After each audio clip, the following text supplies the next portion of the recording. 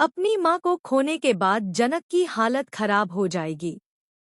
ऋषि जनक को संभालेगा और अदिति के साथ अपने रिश्ते को भी तोड़ देगा।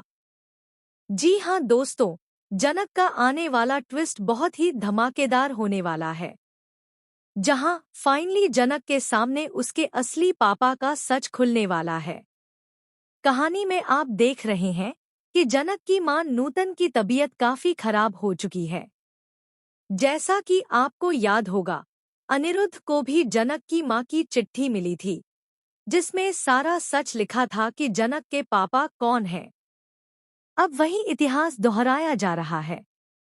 ऋषि के पास भी वही चिट्ठी है जो जनक की मां ने दी थी, जिसमें उनकी आखिरी ख्वाहिश और वह सब कुछ लिखा है जो जनक को पता होना चाहिए। जनक को यह नहीं पता कि पराशर नहीं, बल्कि उसके पापा कोई और हैं, जिनका नाम है अनिरुद्ध। सारी सच्चाइयां और राज उसी चिट्ठी में लिखे हुए हैं। दूसरी तरफ अदिति बहुत हंगामा करती है, क्योंकि उसे गुस्सा आता है कि ऋषि बिना बताए उस फूल के पास चला गया, जिसकी तबीयत काफी खराब है। ऋषि के घर वाले अदिति को समझाने की कोशिश करते हैं कि फूल की तबीयत इतनी खराब है कि उसके बारे में उसके घरवालों को बताना बहुत जरूरी है। अदिति नाराज तो है, लेकिन बुरी नहीं है। असल में बुरी तो सृष्टि है, जो अब भी जनक से, उसके पति से और अब उसकी बेटी से भी नफरत करती है। आने वाली कहानी में अर्शी यह कहते हुए नजर आएगी कि उसने इतने सालों में इतना कुछ किया, लेकिन परिवार वाले जनक को भूल ही नहीं पाए। वहीं अनिरुद्ध बहुत ही गलत कदम उठाने वाले हैं।